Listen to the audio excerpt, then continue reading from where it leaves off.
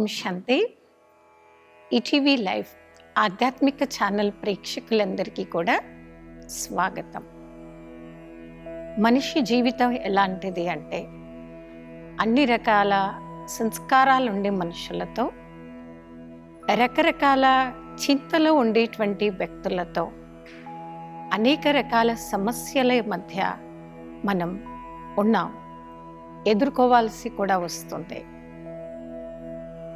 అవి ఎంత వద్దన్నా కానీ ఎదుటి వ్యక్తి యొక్క అశుభమైనటువంటి మాటలు ఇతర వ్యక్తులను కష్ట కలిగించేలాగా, దుఃఖం కలిగించేలాంటి పద్ధతిలో మాట్లాడేవారు, దుఃఖం కలిగించేవారు వారి ఆలోచన వలన, వారి యొక్క మాటల వలన, దృష్టి వలన కొన్ని వైబ్రేషన్ యొక్క ఎఫెక్ట్ మన మైండ్ పై పడకుండా, మైండ్ యొక్క ప్రభావం మన శరీరం యొక్క ఆరోగ్యంపై కూడా పడకుండా మనల్ని మనం ఏ విధంగా కాపాడుకోవాలి?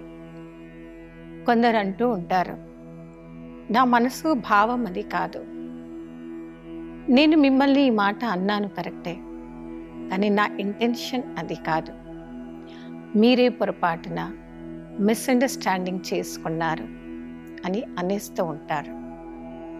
కొన్నిసార్లు మీ యొక్క మైండ్ సమస్యల ప్రభావం వల్ల కానివ్వండి, శరీర ఆరోగ్య సమస్యల ప్రభావం వల్ల కానివ్వండి, ఒకవేళ సెన్సిటివ్ అయిపోయారనుకోండి, డిస్టర్బ్ మైండ్లో ఉన్నారనుకోండి, ఆ సమయంలో చిన్న మాట కూడా, చిన్న సమస్య కూడా పెద్దగా కనిపిస్తూ ఉంటుంది. కానీ వారి మాటల ప్రభావం వలన మీరు మెంటల్గా డిస్టర్బ్ అవుతూ, దాని యొక్క ఎఫెక్ట్ మీ యొక్క ఆరోగ్యం పైన తీసుకువస్తే మీరు డబల్గా మాటల ప్రభావం, వైబ్రేషన్ యొక్క ప్రభావం వలన నష్టపోతూ ఉంటారు. అలాంటి సమయంలో ఏ విధంగా సహజమైన రీతిలో మన మనసును, మన యొక్క శరీరాన్ని సేవ్ చేసుకోవాలి, ఒత్తిడిని ఎప్పుడు మైండ్పై తీసుకురావద్దు అనే అంశం గురించి ఈరోజు మనం చర్చించుకుందాము. సమస్యలలో మనం ఉన్నాము. సంస్కారాలు కూడా చాలా రకాలుగా ఉంటాయి. ఒకరి సంస్కారం మరొకటితో, ఒకరి ఆలోచన తీరుతో మరొకరిని అన్ని రోజులు అన్ని రకాలుగా మనం మ్యాచ్ చేసుకోలేము. సంస్కారాలు అనేవి అనేక రకాలు ఉంటాయి. కఠోర సంస్కారాలతో కూడా కొందరు ఉంటారు. ఎప్పుడైతే ఎదుటి వ్యక్తి ఏదో విషయంలో ఏదో రకంగా దుఃఖపడుతూ ఉన్నాడనుకోండి, డిస్టర్బ్గా అయిపోయాడు, అశాంతిగా ఉంది మనసు, దుఃఖపడుతూ అశాంతిగా ఉండేటువంటి మనిషి ఇతరులలో ఆ యొక్క శాంతిని కానివ్వండి, సుఖమును కానివ్వండి, ఆనందమును కానివ్వండి సహజమైన రీతిలో తీసుకురాలేడు. అలాంటి సమయంలో ముందుగా మన యొక్క మానసిక స్థితిని మనం గొప్పగా మార్చుకోవాలి. ఎదుటి మనిషి ఎలాంటి పరిస్థితిలో ఉన్నారు, ఎదుటి మనిషి యొక్క మానసిక పరిస్థితి ఏంటి, వారు మానసికంగా డిస్టర్బ్గా ఉన్నారు, శరీరం యొక్క అనారోగ్యం మనందరికీ కనిపిస్తూ ఉంటుంది. కానీ అతిగా డిస్టర్బ్ అయిన వారు ఏదో ఒక విషయాన్ని లోతుగా తీసుకొని, ప్రతి చిన్న విషయాన్ని పెద్దగా ఊహించుకొని అతిగా ఆలోచించేటువంటి వారి మానసిక ఆరోగ్యం అనేది నెమ్మదిగా తగ్గిపోతూ ఉంటుంది. అలా మానసికంగా అనారోగ్యం అనగా మనసులో క్రోధం రావడం, అశాంతి పెరగడం, దుఃఖప్రదమైనటువంటి ఆలోచనలు రావటం, ఇవన్నీ కూడా మన మనస్సునే దుఃఖం కలిగించేటువంటి విషయాలే. అలా మనసు ఎప్పుడైతే ఏదో ఒక విషయంలో దుఃఖంగా ఉంది అంటే అలాంటి డిస్టర్బ్ మైండ్లో ఉండేటువంటి వారు కూడా అనారోగ్యంగానే ఉన్నారని అర్థం. మరి అనారోగ్యంగా ఉన్న సమయంలో ఎవరికైనా ఆరోగ్యం బాగాలేదనుకోండి, వారిని అంటుంటాం, పాపం వాళ్ళకి మీరు రెస్ట్ని ఇవ్వాలండి, రెస్ట్ ఇవ్వండి, రెస్ట్ ఇవ్వండి అని అంటాము. అలాంటి ఆత్మ గురించి మనం ఆలోచించకుండా ఉండడం కూడా మీరిస్తున్నటువంటి రెస్టేనండి. మీ యొక్క సంకల్పాల ప్రభావం, మీ యొక్క ఆలోచన ప్రభావం, మీ యొక్క వైబ్రేషన్స్ ఆ ఆత్మకు కూడా తగులుతూ ఉంటాయి. సంకల్పాల ప్రభావాన్ని మనం ఈజీగా తీసుకోకుండా మనసులో ప్రతి ఒక్క ఆత్మ గురించి శుభం కోరుకోండి. ఇది కూడా ఒక మెడిసినే, ఇది కూడా ఒక ఔషధమే. మనకి ఈ రోజుల్లో అన్ని రకాల మెడిసిన్స్ ఈజీగా దొరుకుతున్నాయి.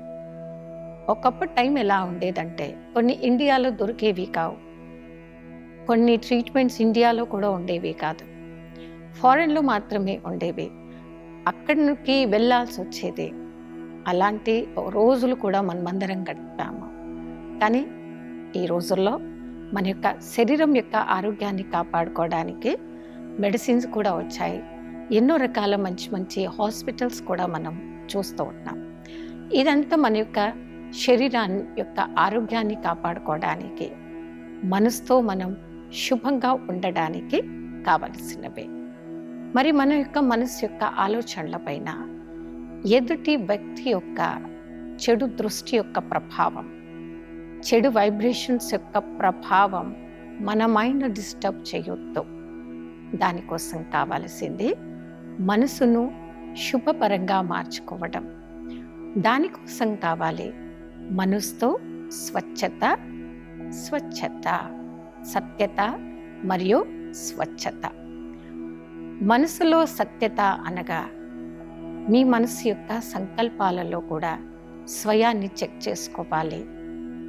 నేను నెగిటివ్ ఆలోచించడం లేదు కదా, నేను వ్యర్థ ఆలోచించడం లేదు కదా, నేను వ్యర్థ ఆలోచించకుండా, అశుభంగా ఆలోచించకుండా ఉండడం కూడా ఇది శుభ్రతనే. ఇప్పుడు చూడండి, మనం మందిరాల్లో వెళ్తాం, పూజ చేస్తూ ఉంటాం, లేదా ఇంట్లో కూడా పూజ చేస్తూ ఉంటాం, వ్రతాలు చేస్తూ ఉంటాం, నోములు చేస్తూ ఉంటాం.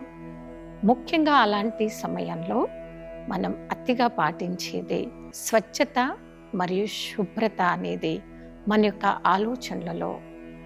ఆలోచనలలో కూడా సంపూర్ణమైనటువంటి సత్యతాన్ని మనం తీసుకువస్తేనే మన మనసులో వస్తున్నటువంటి శుభమైన ఆలోచనలు ఎదుటి ఆత్మలో విల్ పవర్ని పెంచుతూ ఉంటుంది. కొందరిని చూడగానే వారి యొక్క ఆలోచనలు, వారి యొక్క వైబ్రేషన్స్, నెగిటివ్ వైబ్రేషన్స్ మనకి ఫోర్స్గా పడుతున్నట్టుగా, తగులుతున్నట్టుగా అప్పుడప్పుడు మనం అబ్జర్వ్ చేస్తూ ఉంటాం. మీ వైపు నుండి వారిపై, వారికి మీపై అది ప్రేమపూరికమైనటువంటి, సాత్వికమైనటువంటి ఆలోచనలు ఉన్నప్పుడే అవి సమానంగా మ్యాచ్ అవుతూ ఉంటాయి. ఒకవేళ మీ యొక్క ఆలోచన తీరులో పాజిటివ్, వారి ఆలోచన తీరులో నెగిటివ్ ఉందనుకోండి, అప్పుడు మీకు తెలియకుండానే ఒక సంకల్పాలలో, ఆలోచనలలో మనకు అలాంటి యుద్ధం అనేది పెరుగుతూ ఉంటుంది. దాని వలన మానసికంగా, శారీరకంగా కూడా ఆరోగ్యాన్ని మనం కోల్పోతూ ఉంటాం. ఆ సమయంలో ఏం చేయాలి అంటే, ఆ ఎదుటి ఆత్మ వారు ఏమిస్తున్నా నాకు అవసరమా, అది ఇవ్వడం వాళ్ళ పని, తీసుకోవడం నా పని కాదు కదండి. ఎదుటి వ్యక్తి నాకు అవసరమైనవి ఇస్తే వాటిని తీసుకోండి. మీకు అవసరం లేనివి ఎదుటి వ్యక్తి మీకు ఇస్తున్నాడు అనుకోండి, అవి తీసుకోకండి. ఇది నియమం. మనం ఏది ఇస్తామో అదే మన దగ్గరికి వస్తుంది. ఏది పంచుతామో అదే మనం తీసుకుంటాము. మీరు ఏది పంచండి, మీకేది కావాలో అదే పంచండి. ఏ నెగిటివ్ వైబ్రేషన్స్తో మెంటల్గా మీరు డిస్టర్బ్ అవుతున్నారో, అదేవిధంగా ఎదుటి వ్యక్తి కూడా మెంటల్గా అనారోగ్యంగా ఉన్నాడు, మెంటల్ డిస్టర్బెన్స్లో వారు ఉన్నారనుకోండి, మీ యొక్క సంకల్పాల ప్రభావం ఆ ఆత్మను కూడా అదే విధంగా తయారు చేస్తూ ఉంటుంది. ప్రకృతి పరంగా తయారైనటువంటి మానవ శరీరము అన్ని రకాలుగా సంపూర్ణ ఆరోగ్యంగా, వారి యొక్క మానసిక స్థితి అనేది కూడా అన్ని వేళలో సంపూర్ణంగా ఆరోగ్యవంతంగా ఉండాలి అనేది ఇది రూల్ ఏం కాదండి, రూల్ ఏం కాదు. ఒకవేళ ఎదుటి ఆత్మ చాలా అనేక రకాల సమస్యలు ఇరికిపోయింది. సమస్యలు ఎన్నో రకాలుగా ఉంటాయి. కొందరికి అనారోగ్య సమస్యలు, ప్రకృతి పరంగా వస్తున్నటువంటి దాని ఆలోచన ప్రభావం, అనారోగ్యము, కొందరికి ఫైనాన్షియల్ ప్రాబ్లం, కొందరికి ఇంట్లో ఉండేటువంటి వాళ్ళ యొక్క ఫ్యామిలీ మెంబర్స్ యొక్క ప్రాబ్లం. ఇవన్నీ సమస్యల్లో అందరూ ఇరుక్కుపోయి ఉంటారు మెజారిటీ. అలాంటి వారి కోసం ఆధ్యాత్మికత ఏం నేర్పిస్తుంది అంటే, ఇలాంటి రాజయోగ సాధన మీరు నిత్యం చేయండి. రాజయోగ అభ్యాస సాధన ఏ వ్యక్తి అయితే నిత్యం చేస్తారో వారి వలన అనేక ఆత్మలకి శుభప్రదమైనటువంటి గొప్ప వైబ్రేషన్స్ని వారికి మీరు పంచవచ్చు. పంచే విధానము మనం ముందు తీసుకోవాలి. సర్వశక్తివంతుడైనటువంటి పరమాత్మ సర్వశక్తివంతుడు, అన్ని రకాలుగా పవర్ ఉండేటువంటి వారు. మనకి ఇంట్లో కరెంట్ లేదనుకోండి, మనం ఏం చేస్తుంటాం, పవర్ హౌస్తో కనెక్షన్ మన ఇంటి కన్స్ట్రక్షన్ అవ్వగానే లింక్ తీసుకుంటాం, కనెక్షన్ మన ఇంటికి తీసుకుంటాం. ఒక్కసారి కనెక్షన్ ఇంటికి తీసుకున్న తర్వాత మనం రిమైండ్ చేయాల్సిన పని ఉండదండి, మా ఇంట్లో పవర్ లేదండి, మీరు సప్లై చేయండి చెయ్యండి చెయ్యండి అని. ఒక్కసారి మీ ఇంటికి కన్స్ట్రక్షన్ టైంలోనే తీసుకున్నారనుకోండి, పవర్ తీసుకున్నారనుకోండి, ఆటోమేటిక్గా వాళ్ళ డ్యూటీ అనుకోండి, మరి కర్తవ్యం కానివ్వండి, మీ ఇంటికి పవర్ని సప్లై చేయటం. అదేవిధంగా పరమాత్ముడు అనగా సర్వశక్తివంతుడు, సర్వమాన్యుడు, సర్వజ్ఞుడు. ఆ పరమాత్ముడితో మనసు యొక్క సంబంధాన్ని జోడిస్తే పరమాత్ముడి యొక్క శక్తి మీ యొక్క మనస్సుని సురక్షితంగా తయారు చేస్తుంది. ఎప్పుడైతే మీ మనస్సు సురక్షితంగా మారిందో, శక్తివంతంగా తయారైందో, పరమాత్ముడి యొక్క శక్తి మీ యొక్క మనస్సులో నిండి ఉన్నప్పుడు సమస్యల ప్రభావం, ఎదుటి వ్యక్తి యొక్క అపవిత్రమైన దృష్టి యొక్క ప్రభావం మన మైండ్కి ఎఫెక్ట్ కాదు. పవర్ ఉన్నప్పుడు అవన్నీ కూడా మనకి చిన్నగానే కనిపిస్తాయి, తేలికగానే కనిపిస్తూ ఉంటాయి. ఎలాంటి సమస్య వచ్చినా, ఎలాంటి సమస్యలు మీరు ఎదుర్కొంటున్నా, ఏ రకంగా మీరు ఇరుక్కిపోయినా ముందుగా కాపాడుకోవాల్సింది మీ మనసు యొక్క స్థితిని. ఒకవేళ వాటి ప్రభావం మీకు తెలియకుండానే ఎక్కువగా ఆలోచిస్తున్నా, ఎక్కువగా ఓవర్గా డిస్టర్బ్ అవుతున్నా, దాంతో లాస్ అయ్యేది మనమేనండి. కాబట్టి ఎదుటి వ్యక్తి ఎలాంటి వారు కానివ్వండి, వారి యొక్క కర్మల ప్రభావంలోకి నేను రావద్దు అనేటువంటి అటెన్షన్ మనమందరం ఇవ్వాలి. ఎదుటి వ్యక్తి దుఃఖంగా ఉన్నప్పుడు మీకు దుఃఖమే పంచుతారు, శాంతిగా ఉన్నప్పుడు మీకు శాంతియే పంచుతారు. అశాంతి నింపుకొని ఉన్న వ్యక్తులు ఎదుటి వారికి అశాంతియే పంచుతూ ఉంటారు. అందుకే అంటారు, యోగ సాధన చేసేటువంటి ఒక రాజయోగి ఆత్మ వారు నిత్యం శుభప్రదమైనటువంటి వ్యక్తులతో సహవాసం చెయ్యాలి. ఏ వ్యక్తి అయితే పరమాత్ముడి యందు మనసును లగ్నం చేస్తారో, సత్సాంగత్యంలో ఉంటారో, ఆధ్యాత్మిక పరంగా భగవంతుడి మహావాక్యాలపై నిష్ట కలిగి ఉంటారో, వారి యొక్క సహవాసం మన యొక్క మనసుని కూడా గొప్పగా తయారు చేస్తుంది. మనసుతో ఏ వ్యక్తి అయితే గొప్పగా ఉంటారో, శక్తిశాలిగా ఉంటారో, వాటి యొక్క ప్రభావం మన మైండ్పై పడకుండా మనల్ని మనం సంపూర్ణంగా కాపాడుకోగలుగుతాము. మిమ్మల్ని మీరు ఎంత బాగా కాపాడుకోగలుగుతారో అంత బాగా మిమ్మల్ని ఇంకెవరు కాపాడలేరు. మిమ్మల్ని మీరు ఎంత ఎక్కువగా లాస్ చేసుకుంటారో అంత ఎక్కువగా మిమ్మల్ని ఎవరూ లాస్ చెయ్యరు. మిమ్మల్ని మీరు కాపాడుకోవడమా, లేదా మిమ్మల్ని మీరు నష్టం చేసుకోవడమా? ఇవి ముఖ్యంగా మన ఆలోచన పైనే ఉంటుంది. అందుకే అంటారు, ఎలా ఆలోచిస్తామో మనం అలాగే తయారవుతాము. ఎలాంటి భోజనం మనం స్వీకరిస్తామో ఆలోచన ప్రభావం కూడా రాను రాను అలాగే మారిపోతుంది. ఎలాంటి సహవాసంలో ఉంటే అలాంటి రంగే అంటుతుంది. కాబట్టి పరిస్థితుల యొక్క ప్రభావం ఏ రకంగా కూడా నన్ను మెంటల్గా డిస్టర్బ్ చేయవద్దు. అంత ప్రశాంతంగానే ఉండాలి. అంటే వీటన్నిటిని మనం ఆచరిస్తేనే మనం అలా ఉండగలుగుతాం. ఎలాంటి వ్యక్తి అయినా, ఎలాంటి సంస్కారాలు కలిగిన వారైనా ఎప్పుడైతే ఎదుటి వ్యక్తిలో ఉన్నటువంటి సేవాభావాన్ని మాత్రమే మీరు చూస్తారో, భగవంతుడి పైన వారికి ఉన్నటువంటి నిష్టను మాత్రమే మీరు చూస్తారు, ఆ వ్యక్తి యొక్క అవగుణాలు మీకు కనపడవు. అన్ని రకాలుగా బాగుంది, వారి యొక్క గుణాలను మాత్రమే చూసినంత వరకు ఆ వ్యక్తి మీకు సాత్వికంగానే కనిపిస్తాడు.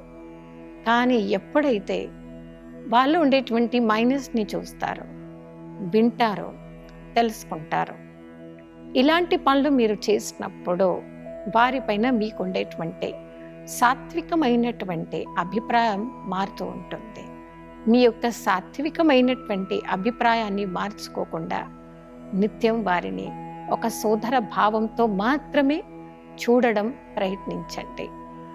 ఆత్మ భగవంతుని సంతానమే, వారు ఈశ్వరుడు సంతానమే, నేను సంతానమే అయినప్పుడు ఎట్టి పరిస్థితుల్లో కూడా ఆ ఆత్మ భగవంతుడికి నచ్చినప్పుడు నాకు నచ్చాలి. అప్పుడే వారి మధ్య మీకు, మీ మధ్య వారికి ఉండేటువంటి బ్యాడ్ ఇంప్రెషన్ అనేది పోతుంది. ఈ రకమైనటువంటి సాధన మనం ఎప్పుడైతే చేస్తామో సమస్యలని మనం సహజంగా ఫేస్ చెయ్యగలుగుతాము. అన్ని సమస్యలలో మనం సమస్యగా చూడకుండా సహజంగా తీసుకోవడమే రాజయోగ సాధన మనకు నేర్పించేటువంటి గొప్ప వరము.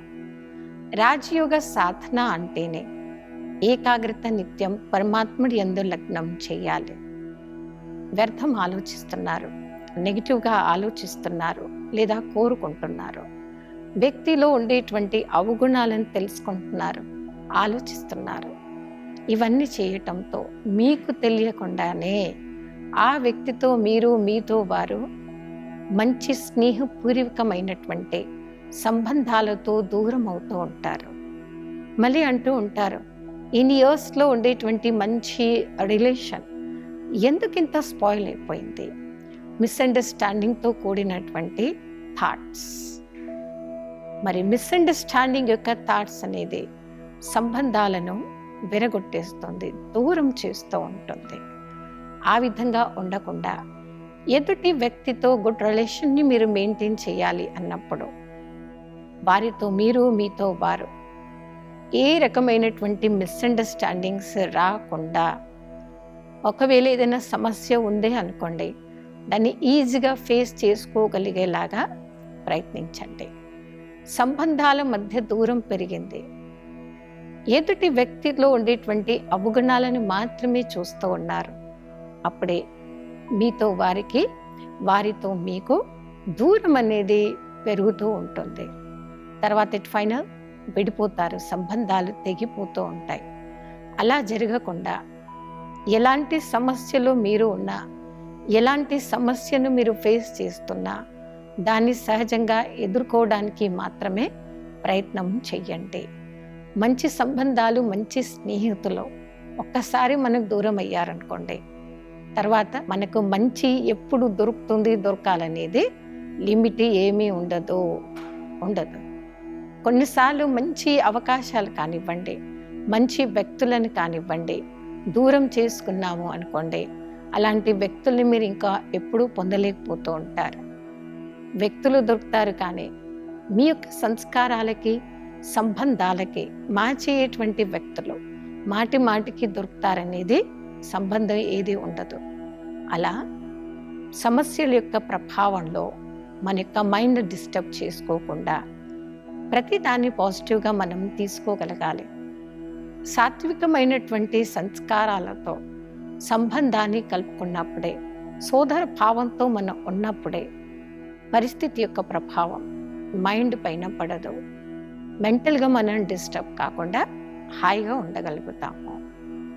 మీరు హాయిగా ఉన్నారు, సంతోషంగా ఉన్నారు, దాని యొక్క అర్థమే మీరు ఆరోగ్యవంతులుగా ఉన్నారని అర్థం. కొందరిలో ఒక హ్యాబిట్ ఉంటుంది, సాడ్గా ఉన్నారు, దుఃఖంగా ఉన్నారనుకోండి, వారిని అడుగుతారనమాట, మీ ఆరోగ్యం బాగాలేదా అని అడుగుతుంటారు. అంటే మొహంలో కొంచెం కూడా సంతోషం లేదు అంటేనే అనారోగ్యంగా ఉన్నారని అర్థం. మనసులో పెరుగుతున్నటువంటి ఫ్రస్ట్రేషన్, దుఃఖం కలిగించినటువంటి ఆలోచనలు, డెస్టర్బ్ మైండ్లో ఉండడమే అన్నింటికన్నా పెద్ద అనారోగ్య సమస్య. అలా అంటే అనారోగ్యం నుండి మనం బయటకు రావాలి అంటే ప్రతిదాన్ని ఈజీగా తీసుకోవడం మీరు అలవాటు చేసుకోండి. ఏ వ్యక్తి అయితే ప్రతి విషయాన్ని ఈజీగా తీసుకుంటారో, అది న్యాచురల్ అనే ఊహించుకుంటారో, భావిస్తారో, అలాంటి వ్యక్తులు ఏ సమస్యలో పడకుండా వారు ఈజీగా బయటకు వస్తూ ఉంటారు. జీవితం అనేది చాలా గొప్ప వరము. ఆ గొప్ప వరాన్ని మనం పరమాత్ముడికి నచ్చే విధంగా సఫలం చేసుకోవాలి అన్నప్పుడు ఇలాంటి చిన్న చిన్న విషయాల ప్రభావం మైండ్పై పడకుండా మనల్ని మాత్రం ముఖ్యంగా మనం కాపాడుకునే అభ్యాసం అందరం చేయాలి. ఏ వ్యక్తి అయితే సమస్యల ప్రభావం మైండ్పై పడకుండా తన యొక్క ఆలోచన తీరుని పాజిటివ్గా పెట్టుకుంటారు, మంచి వ్యక్తుల యొక్క సహవాసంలో వారు ఉంటారు, వారి నిజ జీవితంలో కూడా గొప్ప వ్యక్తులుగా ఉంటారు. వారి గొప్ప వ్యక్తులుగా మారినప్పుడే వారితో ఉండేటువంటి వారు, అది ఫ్యామిలీ కానివ్వండి, వర్క్ ప్లేస్ కానివ్వండి, సేవా క్షేత్రం కానివ్వండి, అందరితో కలిసి మెలిసి మంచి స్వభావముతో వారు సేవా క్షేత్రంలో సక్సెస్ఫుల్ అవుతూ ముందడుగు వేయగలుగుతూ ఉంటారు. పరిస్థితి యొక్క ప్రభావం మన మైండ్ పైన, శరీరంపై పడకుండా ఉండడానికి పాజిటివ్గా థింక్ చేయండి. నిత్యం రాజయోగ అభ్యాసం చేయండి. ఈ రకంగా మనం చేసినప్పుడే పరిస్థితుల యొక్క ప్రభావంలో మనం మెంటల్గా కానివ్వండి, ఫిజికల్గా కానీ పడకుండా ఉండగలుగుతాం. ఆధ్యాత్మిక పరంగా ఎన్నో నేర్చుకోవాలి. ఇటువంటి ఎన్నో విషయాలు మీరు వింటూనే ఉంటారు. ఈరోజు పరిస్థితుల యొక్క ప్రభావం మన మైండ్పై పడకుండా ఉండాలంటే ఏం చేయాలో తెలుసుకున్నారు. రాబోయే ఎపిసోడ్లో మరికొన్ని మంచి అంశాలతో కలుద్దాము. అప్పటి వరకు ఓం శాంతి.